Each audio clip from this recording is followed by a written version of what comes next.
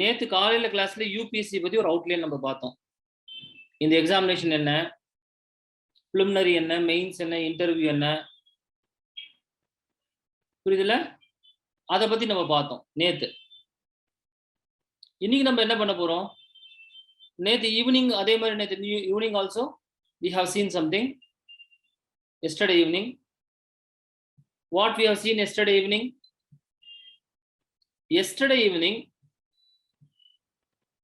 we have spoken about material. We have spoken about material. What is this material? How to read newspapers. மெயினா வந்து இந்த news பேப்பர்ங்கிறத எப்படி படிக்கிறது அதை நம்ம நேத்து பார்த்தோம். How to read newspapers. We have seen yesterday. Right?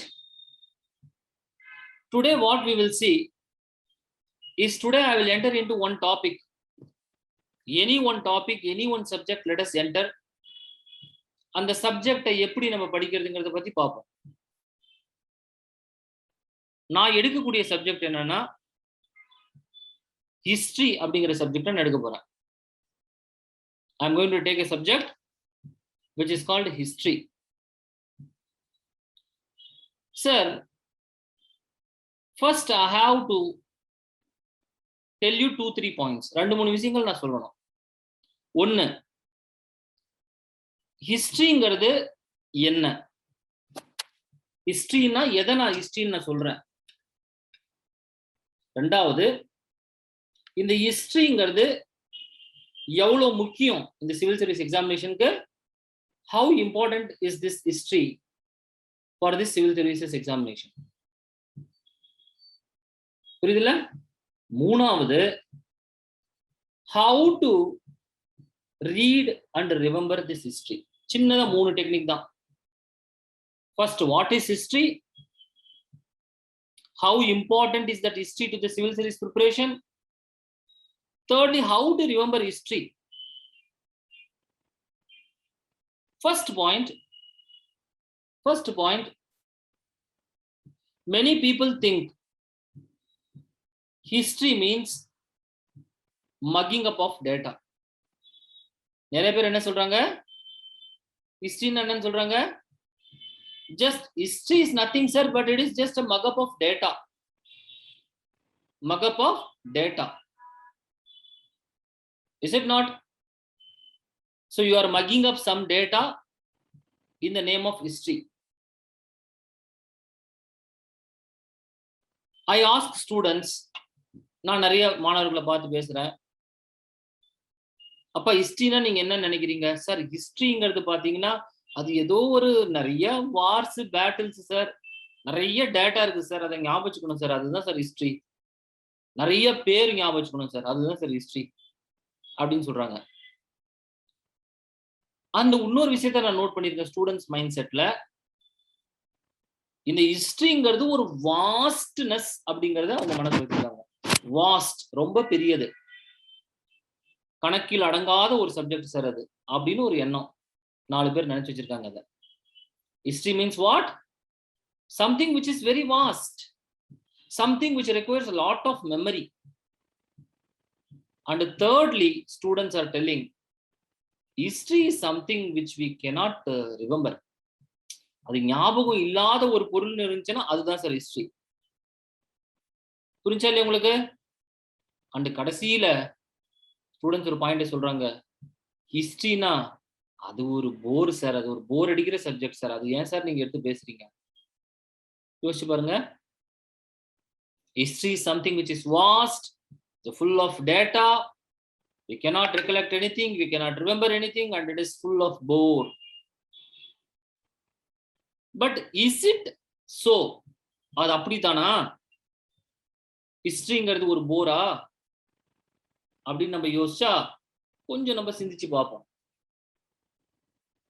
ஒரு சப்ஜெக்ட் பிடிச்சிருக்குது, பிடிக்கல, அது எதை பேஸ் பண்ணி மாணவர்கள் மத்தியில இருக்குதுன்னு பாத்தீங்கன்னா அதை சொல்லி கொடுக்குற வாதியார்களை பொறுத்து இருக்குது. எனக்கு தெரிஞ்சு ஒரே லைன்ல சொல்லணும்னா, எவ்வளோ கஷ்டமான சப்ஜெக்டா இருந்தாலும் சொல்லி கொடுக்குற டீச்சர் நல்லா சொல்லி கொடுத்தாங்கன்னா அது அவங்களோட ஃபேவரட் சப்ஜெக்ட் ஆயிடுது. நிறைய ஸ்டூடெண்ட் சொல்றாங்க, சார் பிசிக்ஸ் என்னோட ஃபேவரட் சப்ஜெக்ட் சார்ங்கிறாங்க. அப்போ பிசிக்ஸ் ஒரு டஃப்பான பேப்பர், எப்படிப்பா அது ஃபேவரட்னு சொல்றீங்க? எதை வச்சு அதை ஃபேவரட்னு சொல்றீங்க அப்படின்னு கேட்டா, சார் என்னுடைய பிசிக்ஸ் டீச்சர் ரொம்ப நல்லா சொல்லி கொடுத்தாரு, அதனால எனக்கு பிசிக்ஸ பிடிக்கும். சார் மேக்ஸ் எனக்கு ரொம்ப ஃபேவரட் சப்ஜெக்ட், 4 பேர் சொல்றாங்க. நிறைய பேருக்கு மேக்ஸ் சுட்டு போட்டாலும் வராதுன்னு நிறைய பேர் சொல்லிட்டு இருக்காங்க. ஆனா நிறைய பேர் மேக்ஸ் ரொம்ப நல்லா பண்றாங்க. How they do this maths? Because the maths teacher had taught the subject in a very basic, very fundamental, very understanding way.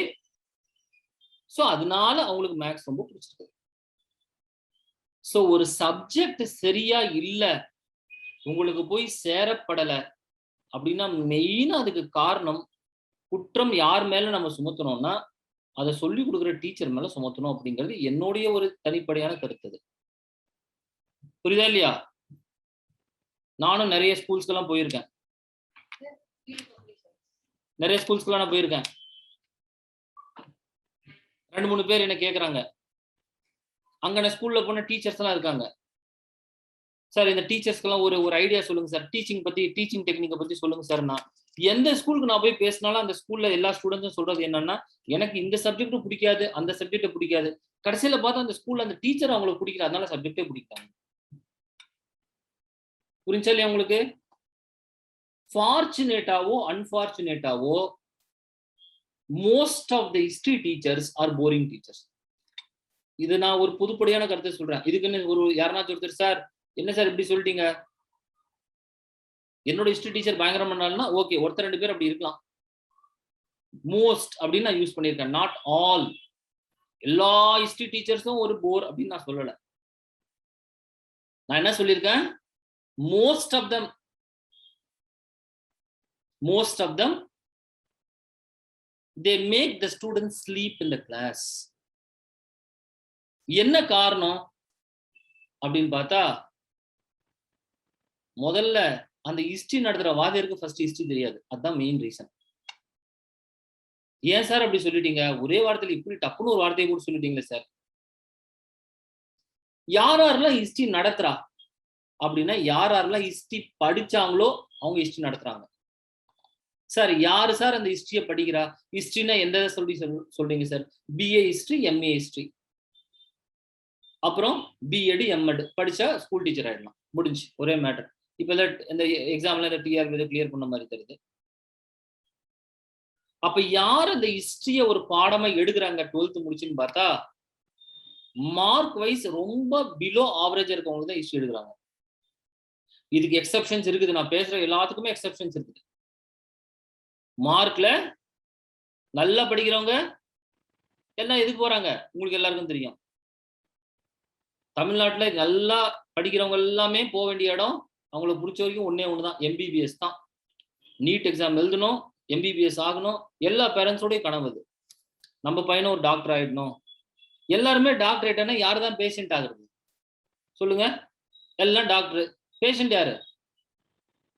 எல்லா பேரண்ட்ஸும் அதான் நினைக்கிறாங்க, எல்லாருமே நம்ம பசங்களை டாக்டர் ஆக்கிடணும். ஏன் பேரண்ட்ஸ் அப்படின்னு நினைக்கிறாங்க அப்படின்னா, பேரண்ட்ஸ்க்கு ஒரு மைண்ட் செட் இருக்குது, நான் பார்த்துருக்கேன். பேரண்ட்ஸ்க்கு தன்னுடைய பையன் செட்டில் ஆயிடணும் லைஃப்ல. அது எதா கூட இருந்துட்டு போகணும், அது டாக்டரா கூட இருந்தாது, ஏதோ ஒண்ணு இருந்தா கூட செட்டில் ஆயிடணும். என்ன செட்டில்மெண்ட்? ஒரு எம்பிபிஎஸ் ஆயிட்டானா ஏதோ ஒரு டாக்டர் 4 ஊசியை போடுவான், 2 மாத்திரை எழுதி கொடுப்பான், பொழப்பு கூட ஓடிடும் அப்படின்னு நினைக்கிறாங்க மோஸ்ட் ஆஃப் தி பேரண்ட்ஸ். அந்த காலத்துல இன்ஜினியரிங் கூட ரொம்ப ஒரு ப்ரொஃபஷனல் கோர்ஸா இருந்துச்சு. இன்ஜினியரிங் படிச்சா கூட ஏதோ ஒரு வேலை கிடைக்கிற மாதிரி தெரியுது. ஆனா இன்னைக்கு அப்படி இல்லை. இன்னைக்கு இன்ஜினியரிங்கிறது நேஷனல் ஹாபி. புரிஞ்சுல்ல? என் கிளாஸுக்கு வர எல்லாருமே இன்ஜினியரிங் தான். நான் ரொம்ப தேடி தேடி பாக்குறேன், இன்ஜினியர் அல்லாத யாரேனும் ஒருத்தர் கிளாஸ்ல இருக்கீங்களான்னா ஒருத்தர் இல்ல, ஒருத்தர் 2 பேர் இருப்பாங்க, ஏதோ ஒன்று ரேரா. எல்லாருமே இன்ஜினியர். புரிஞ்சா இல்லையா? அதனால இன்னைக்கு கிளிட்ஸ், இன்னைக்கு ஒரு பிம்பம் எதுல இருக்குதுன்னா டாக்டர்ல இருக்குது. Is it not? So doctor எடுத்தவங்க எல்லாம் போக, இன்ஜினியர் எடுத்ததெல்லாம் போக, BSc physics, BSc chemistry, BSc ஏதாச்சும் ஒன்று அதெல்லாம் எடுத்தது போக ஃபில்டர் பண்ணி அடியில கடைசியில் அந்த காப்பி ஃபில்டர் பண்ணி பண்ண சக்கை கிடைக்குமே, அந்த சக்கையில இருக்கிறது தான் ஹிஸ்டரி எடுக்கும். அப்ப நான் சொல்றேன், இப்ப எனக்கு எப்படின்னு தெரியல. அப்ப அகாடமிக்கலி ரொம்ப பூரா இருக்கிற ஸ்டூடெண்ட்ஸ் ஹிஸ்டரி எடுத்து அதை படிச்சு கொஞ்சம் பேர் வாதியாரா ஆயிடுறாங்க. அவங்க நடத்துற ஹிஸ்டரி நம்மளுக்கு இப்படிதான் இருக்கும். அப்ப ஏதேனும் ஒரு ஸ்கூல்ல நல்ல ஹிஸ்டரி வாதியார் ஒருத்தர் இருந்தாங்கன்னா அது உங்களோட பிளஸிங்ஸ். புரிஞ்சா இல்லையா உங்களுக்கு? காந்தி சொல்றாரு, மகாத்மா காந்தி சொல்றாரு, ஒரு சமுதாயத்துல நீங்க எதை வேணாலும் தப்பா நடத்தி விட்டுறலாம், பிரச்சனை கிடையாது. ஒரு மாணவர்களுக்கு, ஒரு சமுதாயத்துல இருக்க மாணவர்களுக்கு எதை வேணாலும் தப்பா சொல்லி கொடுத்துடலாம், பிரச்சனை கிடையாது. ஆனா வரலாறு மட்டும் தப்பா சொல்லி கொடுத்துட்டீங்க, சமுதாயம் நாரி போயிடும்னு காந்தி சொல்றாரு. இது எதுவுமே நான் சொல்ல, காந்தி சொல்றது இதெல்லாம். You teach a wrong history to a generation of the students, the society would collapse. The society would collapse. Is it not? அப்ப நான் யோசிச்சு பார்க்கிறேன், இந்தியா விளங்காம இருக்குது, கொஞ்சம் விளங்கி இருக்குது. இந்த விளங்காம இருக்கிறதுக்கு முக்கியத்துவமான ஒரு காரணம் எது நான் பர்சனலா நினைக்கிறது என்னன்னா, ஒரு ஆவரேஜான இந்தியனுக்கு வரலாறு அப்படிங்கிறது அவனுக்கு தெரியாமையே இருக்கு.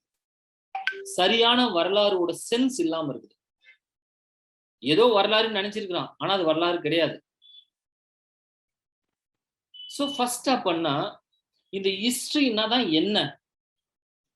What is history? Sir, history means it is the reconstruction of the past. ஒரே லைன் தான். ஹிஸ்டரினா என்ன? Reconstruction of the past. உங்களுடைய முந்தைய காலத்தை இன்னைக்கு வந்து ப்ராப்பரா நீங்க எழுதி இப்படிதான் அவங்க இருந்தாங்கன்னு சொல்லப்படுவது history. Reconstruction of the past. அந்த காலத்துல சார் பாத்தீங்கன்னா ஒரு 1000 வருஷத்துக்கு முன்னாடி ராஜராஜ சோழன் இப்படிதான் சார் இருந்தான் அப்படின்னு நீங்க அதை எழுதிட்டீங்கன்னா அது வரலாறு. சார் இப்ப நான் உட்காந்து எழுதுறேன், ராஜராஜ சோழன் பாத்தீங்கன்னா ஒரு 25 வார சண்டை போட்டாரு, ராஜராஜ சோழன் அங்க போனார் இங்க போனார், நானே உட்கார்ந்து எழுதுறேன், இது வரலாறு ஆயிடுமான்னு ஆகாது. அப்ப ரீகன்ஸ்ட்ரக்ஷன் ஆஃப் த பாஸ்ட் எப்படி? Based on sources. Reconstruction of the past based on sources. சோர்சஸ்னா என்ன? சான்றுகள், கூற்றுகள். ஒரு வரலாறு நீங்க எழுதணும்னா அதுக்கு சில எவிடன்ஸ் வேணும். நீங்களா எழுதிடக்கூடாது, அடிச்சு தள்ளக்கூடாது. நிறைய பேர் வரலாறுங்கள பேர் அவன் ஒரு கதையை விட்டுட்டு இருக்கான். History is different from story. ஹிஸ்டரிங்கிறது வேற, ஸ்டோரிங்கிறது வேற. ஹிஸ்டரினா சயின்டிபிக் சப்ஜெக்ட். அது சார் 2000 வருஷத்துக்கு முன்னாடி சிந்து சமவெளி நாகரிகம்னு ஒண்ணு இருந்துச்சு. 4000 வருஷத்துக்கு முன்னாடி ஆக்சுவலா அந்த மக்கள் இவ்வாறாக வாழ்ந்தார்கள், அந்த மக்களோட வீடு இப்படி இருந்துச்சு, அவங்க இப்படி ஒரு டிசிப்ளினா இருந்தாங்க. சில எக்ஸாம்பிள்ஸ் எல்லாம் கொடுத்துருக்காங்க. டைம் இருந்தா அவங்கள பத்தி 5 நிமிஷம் பேசுவோம். இதெல்லாம் எப்படி சார் நான் சொல்ல முடியும்? இதுக்கு எல்லாமே சோர்ஸ் இருக்குது, ஆர்கியாலஜிக்கல் எவிடன்ஸ் இருக்குது. ஒரு வரலாறு நான் ரீகன்ஸ்ட்ரக்ட் பண்ணணும்னா அதுக்கு எனக்கு கூற்றுகள், சான்றுகள் தேவை. இந்த மக்கள் இப்படி வாழ்ந்தாங்கன்னு நான் கண்டுபிடிக்கணும்னா இவங்க வாழ்ந்த இடத்துல போய் நான் புதை பொருள் ஆராய்ச்சி பண்ணணும். நான் பாட்டுக்கு ஏதோ பில்டப் கொடுத்துடக்கூடாது. தமிழ் படத்துல எழுதுறாங்களா கதை, மொட்டைக்கும் முழங்காலுக்கும் முடிச்சே போட முடியாது, ஆனா இவன் போடுவான் தமிழ் படத்துல. யோசிச்சு பாருங்க நீங்க. நான் ஒரு வரலாற்றை பத்தி ரீகன்ஸ்ட்ரக்ட் பண்ணணும்னா அந்த இடத்துல போய் அவங்க எப்படி வாழ்ந்தாங்க, அதுக்கு சான்று என்ன, அது என்னென்ன பாசிபிள் ஆங்கிள்ஸ் எல்லாத்தையும் நான் டிரைவ் பண்ணி டிஃபைன் பண்ணி அப்படி அது எழுதினால் அது வரலாறு. ஏதோ ஒரு சோர்ஸ் மட்டுமே இல்ல, இந்த சோர்ஸ் அப்படிங்கிறது பல வகையான சோர்சஸ் இருக்குது.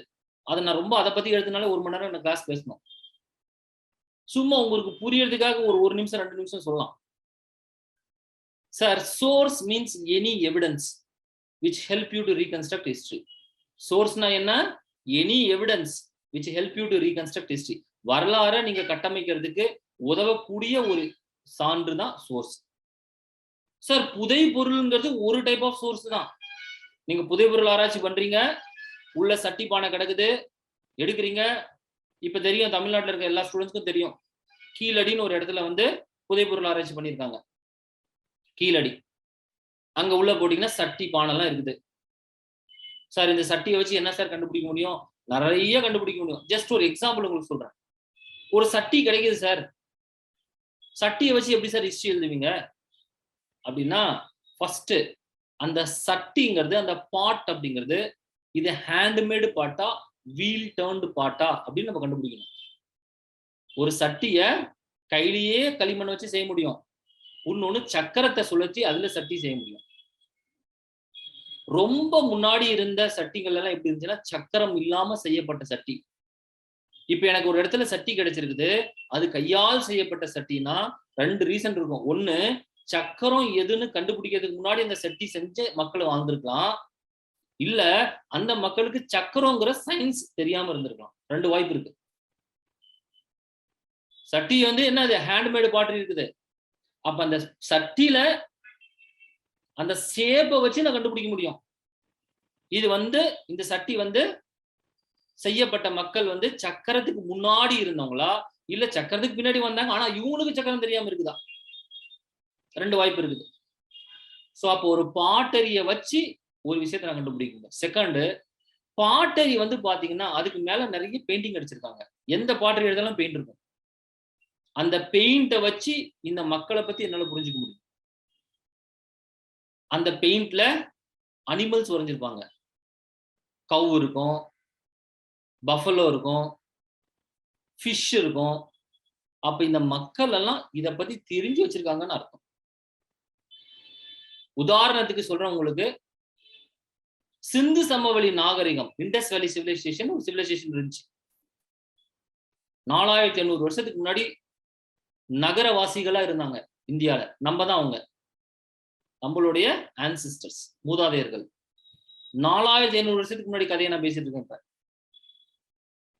4800 வருஷத்துக்கு முன்னாடி இந்த சிந்து சமவெளி நாகரிகம் அப்படின்னா என்ன அர்த்தம்னா, சிந்துன்னா இண்டஸ் ரிவர் அர்த்தம்.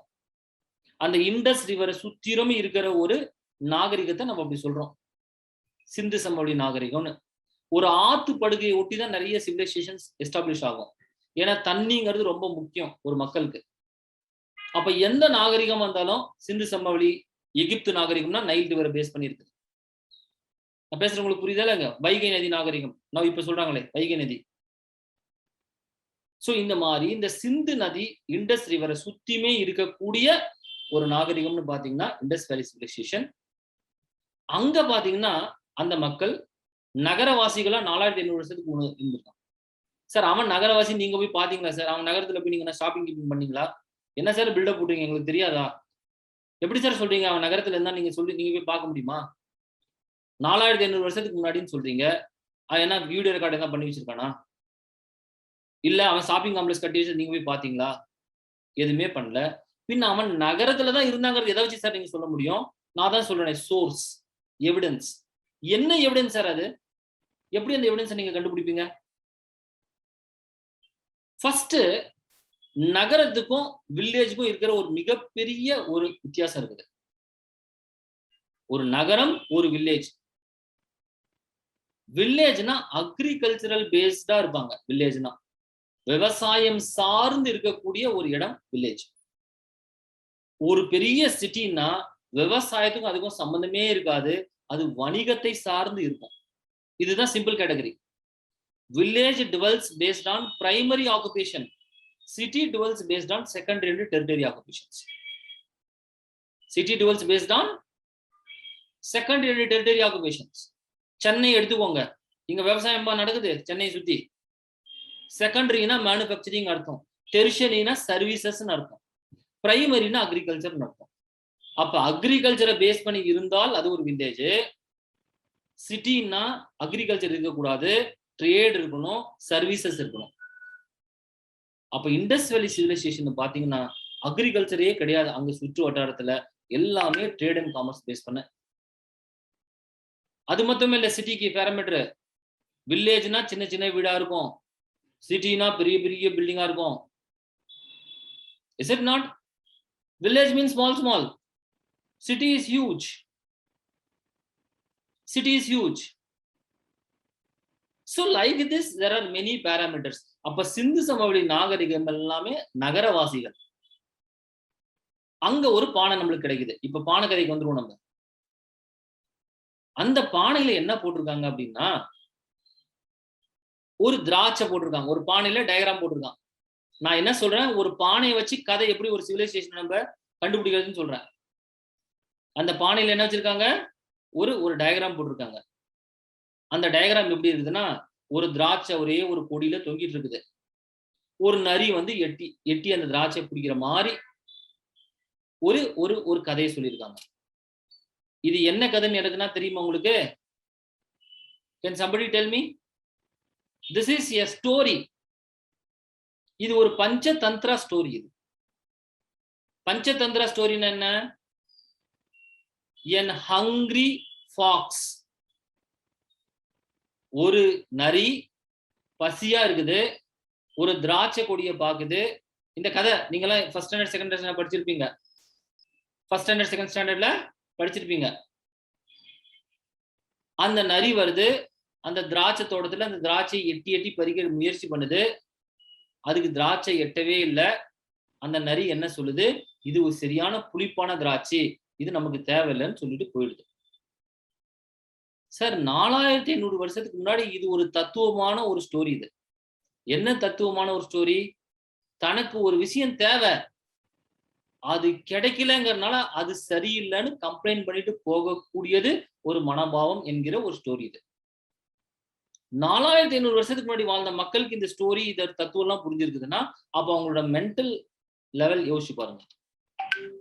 உங்களுக்கு புரியுற மாதிரி சொல்லணும்னா, சிவில் சர்வீஸ் எக்ஸாம்ல நிறைய பேர் பிராக்டிஸ் பண்றாங்க. சிவில் சர்வீசஸ்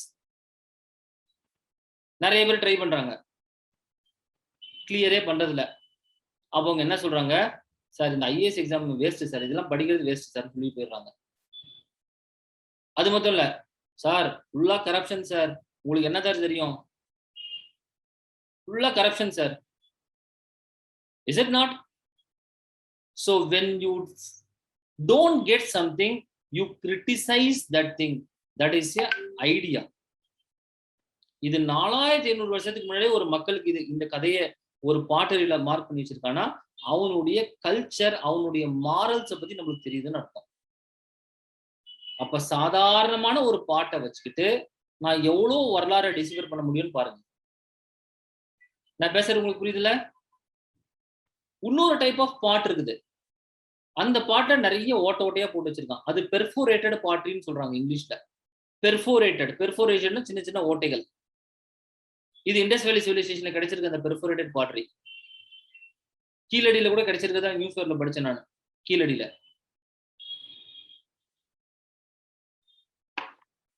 இந்த பாட்ரி வச்சு என்ன சார் பண்ண போறான் அவன்?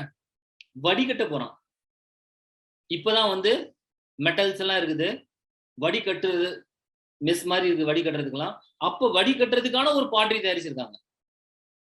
சோ ஒரு பாட்ரியை வச்சு நம்ம எவ்வளவு வரலாறை ரீகன்ஸ்ட்ரக்ட் பண்ண முடியும்னா நிறைய பண்ண முடியும். சோ சோர்ஸ் பேஸ் பண்ணி தான் ஹிஸ்டரி எழுத முடியும். நான் பாட்டுக்கு ஹிஸ்டரி கதை எழுத முடியாது. சோ பாட்டரி அப்படிங்கிறது ஒரு சோர்ஸ். இந்த மாதிரியான பல தரப்பான சோர்ஸ் எனக்கு இருக்குது. காயின்ஸ் அதுவும் எனக்கு ஒரு சோர்ஸ். போன்ஸ், எலும்பு கூடு. ஒரு எலும்பை வச்சுட்டு நான் பெருசா ஹிஸ்டரியை ரீகன்ஸ்ட்ரக்ட் பண்ணிட முடியும். அந்த எலும்பு எத்தனை வயசு ஆச்சு, அது ஆணோட எலும்பா பெண்ணோட எலும்பா இல்ல ஒரு அனிமலோட எலும்பா, அந்த எலும்பு இருந்த உருவம் இல்ல ஒரு மனுஷனோ யாரோ ஒருத்தங்க எப்படி இறந்தாங்க, எந்த வயசுல இறந்தாங்க, இதெல்லாம் சயின்டிபிக்கா நான் கண்டுபிடிக்க முடியும். இன்னைக்கு கண்டுபிடிக்க முடியும். அப்ப எனக்கு ஒரு இடத்துல நான் புதைபொருள் பண்ணும்போது ஒரு எலும்பு கூடு கிடைக்குதுன்னா இதை வச்சு நான் வரலாறே பயங்கரமா ரீகன்ஸ்ட்ரக்ட் பண்ண முடியும். அப்ப ஹிஸ்டரிங்கிறது ஏதோ கதை கிடையாது. Based on evidences you reconstruct your past. அதுதான் ஹிஸ்டரி. அப்ப what is history? History is the reconstruction of the past. புரிஞ்சா எல்லாருக்கும் நான் பேசுறது? புரிஞ்சா உங்களுக்கு மொத்தமா பேசியிருக்குன்னா people understand or something? Is it not people? இருக்கீங்களா எல்லாம்? People, are you understanding? Okay, இருக்காங்களாமா? Okay sir. சரி சார், இந்த ஹிஸ்டரி இப்படி இருக்கட்டும். இப்ப எதெல்லாம் ஹிஸ்டரி இல்ல நீங்க ஹிஸ்டரின்னு சொல்லிட்டீங்க, நான் ஏத்துக்கிறேன். சிந்து சமவெளி நாகரிகம் ஹிஸ்டரின்னு சொல்றீங்க, அந்த ஊர்ல இருக்கிறதே ஹிஸ்டரின்னு சொல்றீங்க. அப்புறம் ராமாயண மகாபாரதம் எல்லாம் வரலாறு இல்லையா சார்? ராமாயணம் இருக்குது, மகாபாரதம் இருக்குது. இந்த சம்பவங்கள் எல்லாம் வரலாறா இல்லையா? வரலாறுனா ஏற்கனவே நான் சொல்லியிருக்கேன், சயின்டிபிக் எவிடன்சஸ் இருந்தாதான் நான் வரலாறுன்னு நான் ஏத்துக்குவேன். நான்னா எல்லாருமே. whether this Ramayana Mahabharata they are history or not, அது வந்து வரலாறு சார்ந்த கதைகள். அது the whole thing cannot be accepted as history. Part by part historical events ஓட ஒரு பின்னி பிணையப்பட்ட ஒரு கதை அது. அதனால அதுக்கு நம்ம பேர் வச்சிருக்கோம் எபிக்னு பேர் வச்சிருக்கோம். எபிக், இபிஐசி, எபிக், எபிக்ஸ், காப்பியங்கள். புரிஞ்சா இல்லையா உங்களுக்கு? அப்ப அது 100% ஹிஸ்டரின்னு எடுத்துக்க முடியாது, அது 100% ஹிஸ்டரி இல்லைன்னு தள்ளிட முடியாது. சார் இப்ப ராமாயணத்துல வர ராமர் இருக்கிறாரா சார்? அவர் உண்மையாலே தான் இருந்தாரா அப்படின்னா, it is a belief system. என்னைக்கு நீங்க எவிடன்ஸை விட்டுட்டு நம்பிக்கையை உள்ள கொண்டு வரீங்களோ அப்ப அது வரலாறு இல்லாம போயிடும். நான் நம்புறேன், என்னுடைய தாத்தா தான் முகல் எம்பரர் நான் நம்புறேன். இது யாருன்னா ஏத்துக்குவீங்களா? எல்லாருமே யாருமே பண்ண முடியாது. Is it not? nobody can accept it, is it not? So the point is that unless I have a clear cut scientific evidence, then I will not accept it as a history. I will not accept it as history. Is it not?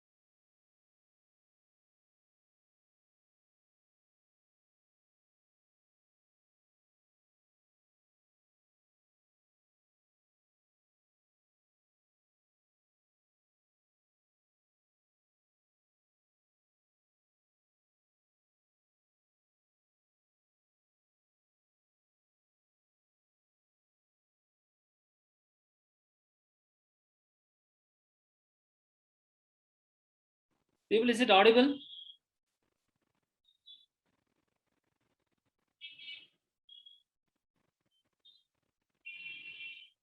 People, is it audible or what?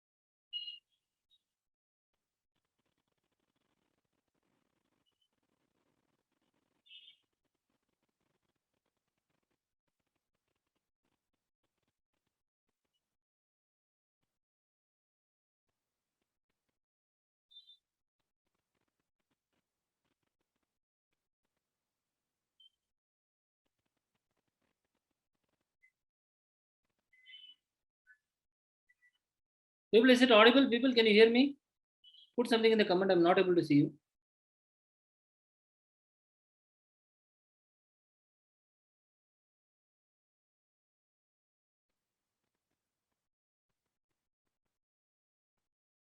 Right, okay. So I was telling about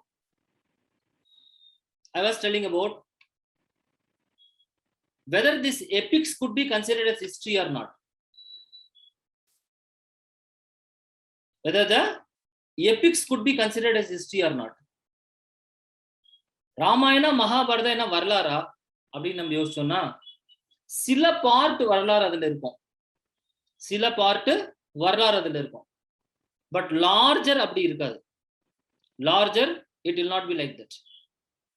Are we understanding this? அப்ப வரலாறுனா என்ன? Something which is based on evidence, something which is based on source will be called as history. இது ஒரு part. Second part, sir, why this history is considered to be boring? நிறைய பேர் சொல்லிட்டு இருக்காங்க, sir ஏன் sir இந்த வரலாறு ஒரு போரான சப்ஜெக்ட் நிறைய பேர் சொல்றாங்க. It is because you are not taught history in an interesting manner. வரலாறு எப்படி சொல்லி கொடுக்கல உங்களுக்கு? இன்ட்ரெஸ்டிங் மேனரா சொல்லி கொடுக்காதனால அது போரா இருக்குது. When we teach history in a very interesting way, then it will be easily understandable. It will be easily understandable. Are we understanding? Sir, எப்படி sir ஹிஸ்டரியை ஞாபகம் வைக்கிறது? எப்படி ஈஸி நீங்க சொல்றீங்களே, எப்படி சார் ஞாபகம் முடியும்? எந்த ஒரு சம்பவமும் வரலாற்றுல ஃபர்ஸ்ட் ரெண்டு விஷயம் தெரிஞ்சுக்கணும். வரலாற்றுல நடந்த எல்லா சம்பவமும் நம்ம ஞாபகிக்கணுங்கிற நெசசிட்டி கிடையாது பரீட்சைக்கு. நான் ஹிஸ்டரி படிக்கிறேன், ஆனா வரலாறுல நடக்கிற எல்லா சம்பவமும் நான் ஹிஸ்டரியில ஞாபகம் வைக்கணுங்கிற நெசசிட்டி கிடையாது. கிடையாது. பரீட்சைக்கு எனக்கு என்ன தேவை அது எனக்கு தெரியும். இந்த பரீட்சைக்கு தேவையான விஷயங்கள் மட்டுமே ஞாபகம் வச்சா போதுமானது. அது மட்டுமே ஞாபகம் வச்சா போதுமானது. டோட்டலா நம்ம வச்சு எல்லாமே ஞாபகிக்கணுங்கிற நெசசிட்டி கிடையாது. There is no necessity about that. Are we understanding this? Third, எந்த ஒரு சம்பவமும் ஏன் நடக்குது, எதுக்கு நடக்குதுன்னு புரிஞ்சுக்கிட்டா ஈஸியா ஹிஸ்டரி ஞாபகம் முடியும். பொதுவாக வந்து மனப்பாடமே பண்ணிட்டு இருக்கலாம சும்மா ஒரு ஃபால்ஸ் மெமரி. எல்லாருமே வரலாறு எப்படி மனப்பாடம் பண்றா? பேட்டில் ஆஃப் பானிபட்டு 1526, பேட்டில் ஆஃப் பானிபட்டு 1526, 15 இப்படியே குருட்டு மனப்பாடம் பண்ண வேண்டியது. திடீர்னு மாத்தி கேட்டேன் அப்படின்னா குழம்பிட வேண்டியது. ஏன்? மனப்பாடத்தை பேஸ் பண்ணி உங்களுடைய வரலாற்றை நீங்க பில்ட் பண்ணக்கூடாது. உங்களுக்கு புரியுற மாதிரி ஒரு எக்ஸாம்பிள் சொல்றேன்னா,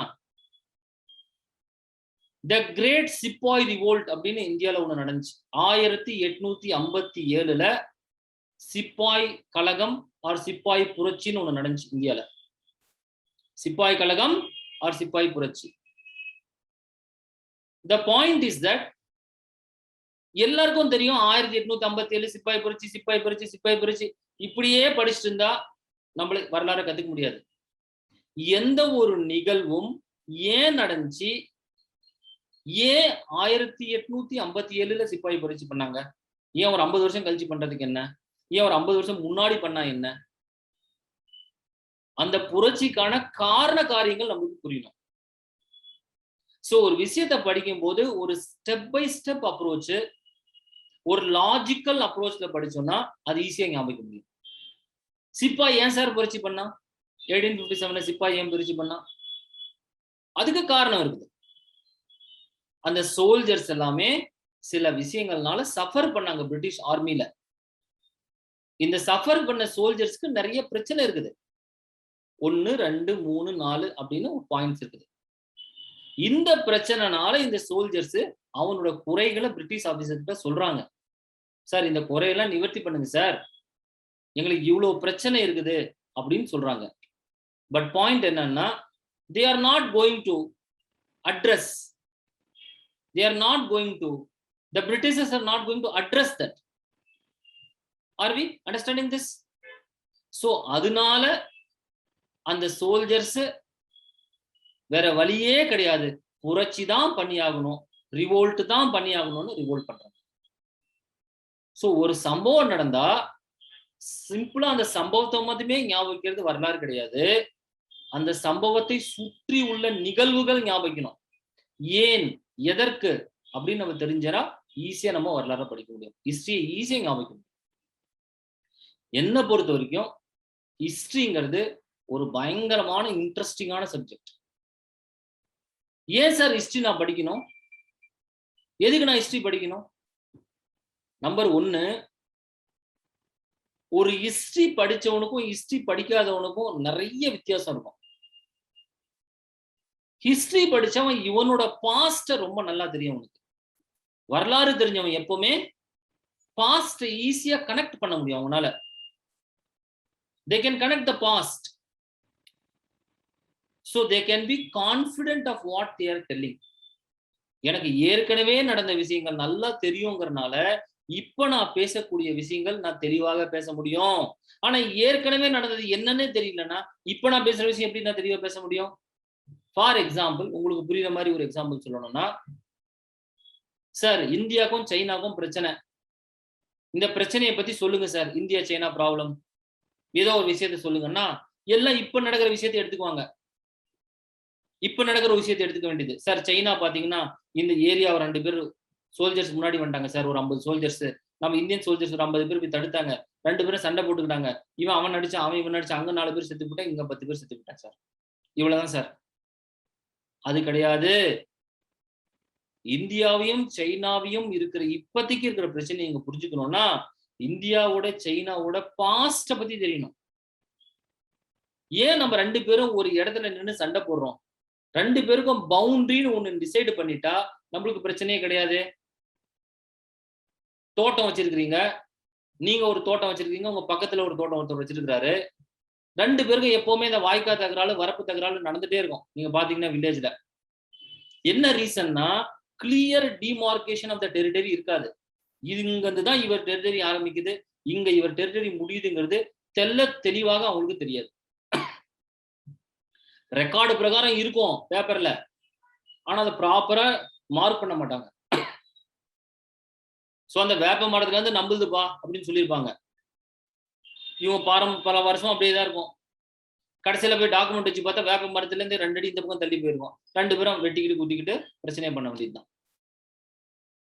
இவ்வாறாக இந்தியாவுக்கும் சைனாக்கும் நடுவுல நீங்க பாத்தீங்கன்னா ஒரு லைன் டிரா பண்ணி வச்சிருக்கான். அந்த பக்கம் சைனா, இந்த பக்கம் இந்தியா. அந்த லைனுக்கு பேரு மேக் மோகன் லைன் அப்படின்னு ஒரு லைன் டிரா பண்ணி வச்சிருக்காங்க. மேக் மோகன் லைன், மேக் மோகன் லைன். சார் இந்த லைனை பிரிட்டிஷ்காரன் டிரா பண்ணான். ஆங்கிலேயர்கள் நம்மள ஆட்சி பண்ணிட்டு இருக்கும் போது இந்த டிரா பண்ண லைன் இது. சைனாக்காரன் அந்த லைனை ஏத்துக்க மாட்டேங்கிறான். அதான் பிரச்சனை. இந்தியாக்காரன் சொல்றான் அந்த லைனை நாங்க ஏத்துக்கிறோம், ஏன்னா நம்மளுக்கு அது சௌரியமா இருக்கு அந்த லைன். சைனாக்காரன் சொல்றான் இந்த லைன்ல நான் ஏத்துக்க முடியாது, பிரிட்டிஷ்காரன் டிரா பண்ண லைனை நான் எதுக்குப்பா ஏத்துக்கணும் அப்படின்னு அவன் சொல்றான். தட் இஸ் கால்ட் மேக் மோகன் லைன். சார் இதை எப்ப டிரா பண்ணாங்க, இதை ஏன் சைனாக்காரன் ஏத்துக்க மாட்டேங்கிறான், இப்படிங்கிறதெல்லாம் புரிஞ்சுக்கிட்டா தான் இந்தியாவுக்கும் சைனாவுக்கும் இருக்கிற பிரச்சனைகள் புரியும். பாயிண்ட் நம்பர் 1 இந்த ஆங்கிள். செகண்ட் ஆங்கிள் நீங்க பாத்தீங்கன்னா, ஏதோ நம்ம 2 பேருக்கும் பார்டர் டிஸ்பியூட் மட்டும் இல்ல. இந்தியாவுக்கும் சைனாக்கும் ஐடியாலஜிக்கல் டிஸ்பியூட்டும் இருக்குது. அதனால கூட நம்ம 2 பேரும் நம்மளுக்கு புரியல. இந்தியா வந்து ஒரு டெமோக்ராட்டிக் கண்ட்ரி. இந்தியா வந்து ஒரு டெமோக்ராட்டிக் கண்ட்ரி. அப்படின்னா என்ன அர்த்தம்? டெமோக்ரசி அப்படின்னா மக்களால் உருவாக்கப்பட்ட ஒரு ஆட்சி. Peoples power is primary here in India. மக்களுடைய power primary. Are we understanding this? மக்கள் நினைச்சா என்ன வேணாலும் பண்ண முடியும். இந்தியால ஒரு ஆட்சியை மாற்ற முடியும். ஒருத்தரை புதுசா கொண்டு வந்து ஆட்சியில உட்கார வைக்க முடியும் மக்கள் நினைச்சா. ஆனா சைனாங்கிறது ஒரு கம்யூனிஸ்ட் கண்ட்ரி. கம்யூனிசம் தோ கம்யூனிசம் ஐடியாலஜிக்கலா மக்களோட ஆட்சி அப்படின்னு கம்யூனிசம் புக்ல அப்படி கொடுத்துருக்கான். கம்யூனிசம்னா கம்யூன் அப்படிங்கிற வார்த்தையில இருந்து தான் கம்யூனிசம்ங்கிற வார்த்தை வருது. கம்யூன்னா மக்கள் எல்லாம் ஒன்று கூடி வாழும் ஒரு இடத்துக்கு பேரு கம்யூன் என்று அர்த்தம். ஒன்னா சேர்ந்து மக்கள் எல்லாம் வாழ்றாங்க. ஒருத்தரை பிரதர்ஸா ட்ரீட் பண்ணிக்கிறாங்க. பிரதர்ஹுட். அததான் கம்யூன் அப்படின்னு நம்ம சொல்றோம். அப்ப சைனா வந்து கம்யூனிஸ்ட் அப்படின்னா இப்படிப்பட்ட பிரதர்ஹுட்டால உருவாக்கப்பட்ட ஒரு நாடுன்னு அர்த்தம். ஆனா இன்ஃபேக்ட் அப்படி கிடையாதுங்க. இந்த மக்கள் நினைச்சா ஒரு ஆட்சியை அங்க மாத்த முடியாது. கம்யூனிஸ்ட தவிர வேற யாருமே ஆட்சியில அங்க வர முடியாது. ஒரு வேற ஏதாச்சும் ஒரு பார்ட்டி போய் நின்னாங்கன்னா அவங்களுக்கு தோக்கடிச்சிருவாங்க. பார்ட்டியே வேற பார்ட்டியே கிடையாது. There's no by party in China. So இதனால கூட இந்தியாவுக்கும் சைனாக்கும் பிரச்சனைகள் இருக்குது. இது 2வது ஆங்கிள். ஃபர்ஸ்ட் ஆங்கிள் என்ன? Line, McMahon line, geography. Second angle என்ன? Ideology, communism. தேர்ட் ஆங்கிள் ஒன்று இருக்குது. தேர்ட் ஆங்கிள்ங்கிறது ஸ்ட்ராட்டஜி. என்ன பாயிண்ட் அது? ஸ்ட்ராட்டஜி. அப்படின்னா என்ன அர்த்தம்னா, ஹோல் ஆஃப் ஏசியா, இந்த ஆசிய கண்டத்துல 2 பெரும் நாடுகள் இருக்குது இப்போதைக்கு. ஒன்னு இந்தியா, இன்னொன்னு சைனா. பெரும் நாடுன்னு நான் சொன்னா சைஸ்ல சொல்லல, ஜியோகிராபிக்கல் சைஸ்ல நான் சொல்லல. எதுல நான் சொல்லிட்டு இருக்கேன்? பவர்ல சொல்லிட்டு இருக்கேன். Economic power, military power. இந்த 2 பவர்ல நான் பேசிட்டு இருக்கேன். Economic power, military power. இதுல சைனாவும் ஒரு நாடு வளர்ந்துட்டு இருக்குது. இந்தியா கூட ஒரு நாடு தான். World's most populous country China. உலகத்திலே அதிகமான ஜனத்தொகை கொண்ட நாடு சைனா. 150 கோடி இருக்கா மக்களுங்க. இந்தியா 130 கோடி இருக்கான். கொஞ்ச நாள் நம்ம பிடிச்சிருவோம் அவங்கள. பேச புரியுதா உங்களுக்கு? அப்ப இந்த பாப்புலேஷன், மிலிட்டரி ஸ்ட்ரென்த், இதுல இந்த ஏசியால, இந்த ஆசிய கண்டத்துல யாரு டாமினேட் ஆகணும் அப்படிங்கறத பத்தி புரிஞ்சுக்கிறதுக்கு, அப்படிங்கறத பத்தி போட்டிக்கு இந்த 2 நாடும் போட்டி போடுறாங்க. இந்தியாவும் போட்டி போடுறாங்க, சைனாவும் போட்டி போடுறாங்க. சைனா அதோடைய டாமினேஷன் கொண்டு வரணும்னு அது முயற்சி பண்ணுது. இந்தியா நம்ம தான் டாமினேட் பண்ணணும்னு இந்தியாவும் முயற்சி பண்றாங்க. சோ இது ஒரு பிரச்சனை. இந்த பிரச்சனை தான் இருக்கிறதுல எல்லாத்தோடையும் பெரிய பிரச்சனை. மெக்மோகன் லைன், பார்டர் டிஸ்பியூட்லாம் ஒரு சின்ன பிரச்சனை தான். ஆனா அதை ஏதோ ஊதி பெருசாக்குறாங்க. ஐடியாலஜிக்கல் பிரச்சனை அது இருந்துட்டு போட்டோம், அது ஒன்றும் ப்ராப்ளம் இல்லை. தேர்ட் ப்ராப்ளம் ஸ்ட்ராட்டஜிக் ப்ராப்ளம் தான் இப்போதைக்கு இருக்கிற பெரிய ப்ராப்ளம். ஏன்? சைனா வந்து இந்தியா பெருசா வளர்ந்துடக்கூடாதுன்னு நினைக்கிறாங்க. இந்தியா கூட சைனாவை நம்ம கண்டெயின் பண்ணணும்னு நினைக்கிறாங்க. ரொம்ப நான் அடுத்த லெவல்ல போய் யோசிச்சு பார்த்தேன்னா, ஐஏஎஸ் மாதிரி அந்த பரீட்சைக்கு யோசிக்கிற மாதிரி யோசிச்சு பார்த்தேன்னா, சைனா பாத்தீங்கன்னா இந்தியாவை சுத்திரும் ஒரு வலை மாதிரி நம்மள பின்றாங்க. இந்தியாங்கிறது ஒரு பெரிய புராதன பழமையான நாடு. இந்தியன் ஓஷன், இந்திய பெருங்கடல். அந்த இந்திய பெருங்கடலை டோட்டலா கண்ட்ரோல் பண்ணக்கூடிய வாய்ப்பு இந்தியா கிட்ட இருக்குது. ஆனா சைனா அப்படி கிடையாது. சைனாவை சுத்திரும் லேண்ட் தான் இருக்குது, நிலம் தான் இருக்குது. Land logged country. அப்கோர்ஸ் அந்த சைடு ஓபன் சி இருக்குது ஈஸ்ட்ல, பட் அதை சுத்திரும் நாடு தான் இருக்குது.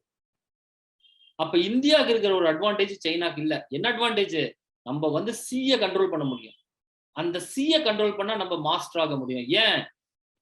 மிடில் ஈஸ்ட், அதாவது சவுதி அரேபியா, ஈராக், ஈரான் இப்படிப்பட்ட நாடுகள் இருக்கக்கூடிய இடத்த மிடில் ஈஸ்ட் நம்ம சொல்றோம்.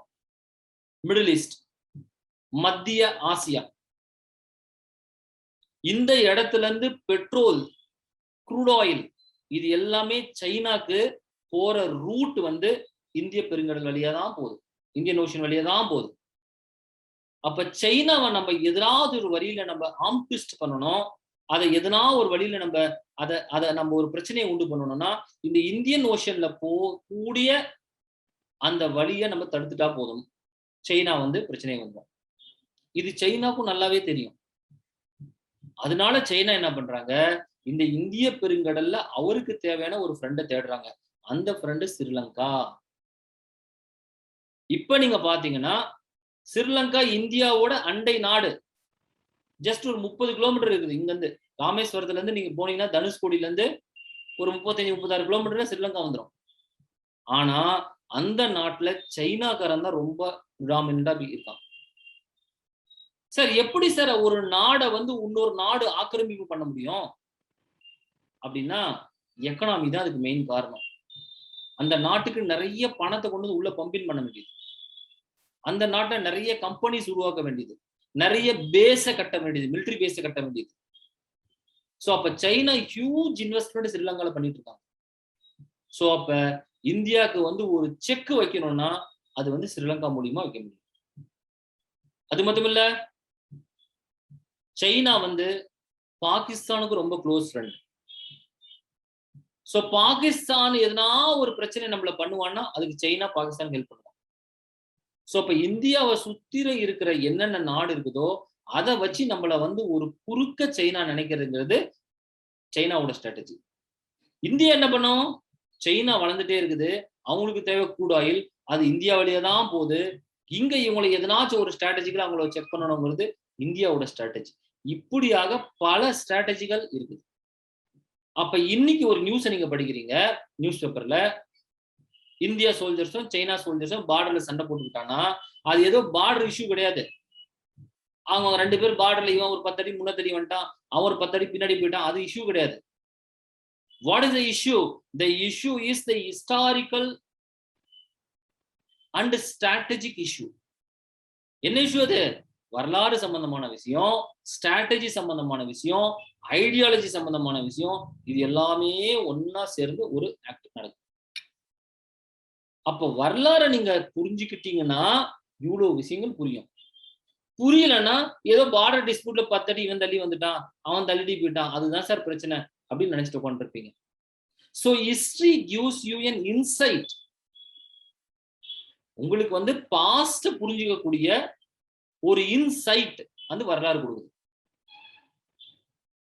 அப்ப வரலாறு தெரிந்த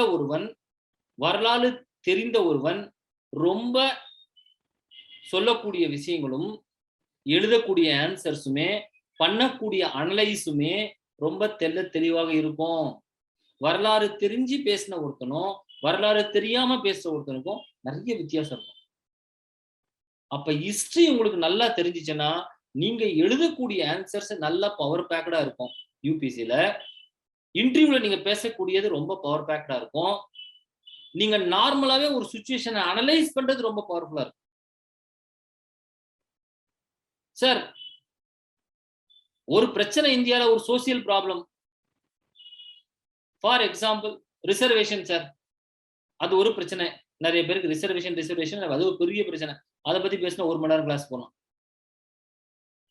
ரிசர்வேஷன் கொடுக்கணுமா கொடுக்க கூடாதா, யாருக்கு கொடுக்கணும், எத்தனை வருஷத்துக்கு கொடுக்கணும், இது ஒரு பிரச்சனை. கவர்மெண்ட் வேலையில பாத்தீங்கன்னா சவுத் இந்தியால இருக்கவங்க மெஜாரிட்டியான பேர் ஓபிசி கேட்டகரியில வராங்க.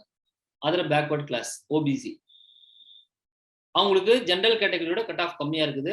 அதனால அவங்க நிறைய பேர் ஐஏஎஸ் எக்ஸாம்ல கூட ஓபிசி இருக்காங்க. அப்ப நம்ம அந்த ரிசர்வேஷன் கொடுக்கணுமா வேண்டாமா, அதுக்கு பின்னாடி என்ன லாஜிக் இருக்குது, ஏன் வந்து இந்தியன் கான்ஸ்டிடியூஷன் சட்ட புத்தகத்துல ரிசர்வேஷன் ஒன்று இன்ட்ரோடியூஸ் பண்ணியிருக்காங்க, அதுக்கு பின்னாடி என்ன காரணம், எத்தனை வருஷம் வரைக்கும் இந்த ரிசர்வேஷன் இப்படியே கொடுத்துட்டு போக முடியுமா, ஒரு 1000 வருஷம் ரிசர்வேஷன் கொடுக்க முடியுமா, அதுக்குன்னு கொடுக்காம இருந்துட முடியுமா? இந்திய சமுதாய பிரகாரம் இந்தியன் ஆட்சி அமைப்பு பிரகாரம் எல்லாருமே ஈக்குவல் தானே.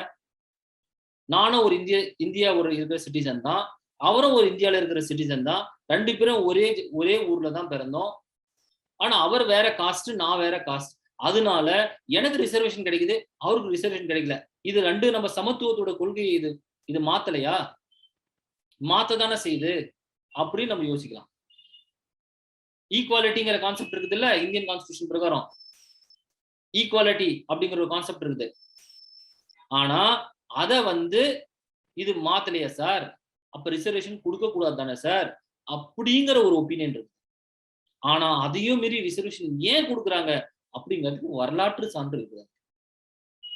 சும்மா ஏதோ நான் எடுத்தேன், எனக்கு பிடிச்சிச்சு, நான் ரிசர்வேஷன் கொடுத்துட்டேன். பிடிச்சவனுங்களாம் ரிசர்வேஷன் தமிழ்நாட்டில் தான் கொடுப்பாங்க. எனக்கு தெரிஞ்சு 69% ரிசர்வேஷன் தமிழ்நாட்டில். ஏதாவது ஒரு பொலிட்டிக்கல் ரிசர்வேஷன் ஏன் கொடுக்குறீங்க? ஒரு பொலிட்டிக்கல் பார்ட்டி ஆரம்பிச்சாங்க ஒரு காஸ்ட்டை வச்சு. அந்த பொலிட்டிக்கல் பார்ட்டியோட ஒரே நோக்கம் நம்ம காஸ்ட், நம்ம ஜாதிக்கு ஒரு ரிசர்வேஷன் வாங்கணுங்கிறது தான். அதை வச்சு ஒரு பொலிட்டிக்கல் பார்ட்டி ஆரம்பிக்கிறாங்க 2 பேரும் சேர்ந்துக்கிட்டு. அவனுக்கு வேற எந்த கொள்கையும் கிடையாது, டெவலப்மெண்டல் அஜெண்டா எதுவும் கிடையாது, கம்யூனல் அஜெண்டா மட்டும் தான் இருக்குது. புரிஞ்சா இல்லையா உங்களுக்கு? அதை வச்சு அவங்க ரிசர்வேஷன் போட்டு சில பேர் ரிசர்வேஷன் வாங்காம போறோம். பட் இதுக்கு பின்னாடி ஒரு ஹிஸ்டாரிக்கல் பெர்ஸ்பெக்டிவ் இருக்குது. There is an historical perspective behind all this. So if you know history, you will understand all the historical perspectives. கண்டிப்பாக ஹிஸ்டரி தெரிஞ்சாங்க. புரியுதா இல்லையா உங்களுக்கு? 3வது, 3rd பாயிண்ட் சார், ஹிஸ்டரி இருக்கிற நாடு தான் பெருமையான நாடா உலகத்தில் இருக்க முடியும். எக்ஸாம்பிள், இந்தியா எடுத்துக்கோங்க, அமெரிக்கா எடுத்துக்கோங்க. அமெரிக்கா இந்தியாவோட ஜியோகிராபிக்கல் சைஸ்ல பெரிய நாடு. நம்ம இந்தியாவோட சைஸோட அமெரிக்கா 7 மடங்கு பெருசா இருக்கு. ரொம்ப பெருசா இருக்குது அமெரிக்கா. அமெரிக்காவே ஒரு கான்டினென்ட், அது ஒரு கண்டம். அது இந்தியாங்கிறது சப்கான்டினென்ட், துணை கண்டம். இது America is a continent, India is a subcontinent. ஆனாலுமே அமெரிக்கா ஏதோ வகையில நம்மளோட நிறைய வளர்ச்சி அடைஞ்சிருக்கு. சயின்ஸ்ல நம்மளோட வளர்ச்சி, எக்கனாமிக்கலி நம்மளோட ரொம்ப பவர்ஃபுல் கண்ட்ரி அவங்க, டெக்னாலஜி வைஸ் அவங்க நம்மளோட பவர்ஃபுல், எல்லாமே பவர்ஃபுல். ஆனா ஒரு வகையில பாத்தீங்கன்னா அவங்களோட இந்தியா ஒரு பெருமையான நாடு, பழமையான நாடு. ஏன்? வரலாறு நம்மளுக்கு இருக்குது, அவங்களுக்கு ஒரு பாஸ்ட் கிடையாது. ஆஸ் எ கண்ட்ரி, ஒரு நாட்டுக்கு வரலாறு இல்லாத நாடு உலகத்துல பெருமையா யாருமே பார்க்க மாட்டாங்க. இந்தியா அப்படின்னா இதுக்கு 4000-5000 வருஷம் வரலாறு இருக்குது. சிந்து சமவெளி நாகரிகம் 4500 வருஷத்துக்கு முன்னாடி சொன்னேன். அதுக்கு முன்னாடி நம்மளுக்கு வரலாறு இருக்குது. ஆனா அமெரிக்கான ஒரு 300 வருஷம் வரலாறு மட்டும்தான் இருக்கு. 300 years, just 300 years America. So ஒரு 300 வருஷமா இருக்கிற நாடு, 4000 வருஷமா இருக்கிற நாடு, ரெண்டையுமே காம்பீட் பண்ணீங்கன்னா 4000 வருஷமா இருக்கிற நாடோட பெருமைகள், அதோடைய வரலாறு ரொம்ப முக்கியம். சோ அதனால நம்மளுக்கு வரலாறு தெரியும். சார் அடுத்த விஷயம் பாத்தீங்கன்னா, நம்ம ஏன் வரலாறு தெரிஞ்சுக்கணும்னா, இந்த ஐஏஎஸ் எக்ஸாம்ல பிரதானமான கேள்விகள் வரலாறு சார்ந்து இருக்கும். 100 கேள்வி கேட்கறாங்க பரீட்சையில, பிலிமினரியில 20% of questions directly from history. History 20% history தான் பிலிமினரி எக்ஸாம்ல. மெயின்ஸ் எக்ஸாமினேஷன் 4 பேப்பர் இருக்குது, 250 நேற்று மேய்ச்சிருக்கேன், 1000 மார்க்ஸ். இதுல 250 மார்க்ஸ்ல பேப்பர் 1, அந்த பேப்பர் 1ல மெஜாரிட்டி ஹிஸ்டரி தான் இருக்கு. மெஜாரிட்டி ஹிஸ்டரி தான் இருக்கு. அப்ப சிவில் சர்வீஸ் நீங்க கிளியர் பண்ணணும்னா கூட உங்களுக்கு வரலாறு ரொம்ப இன்றியமையாதது.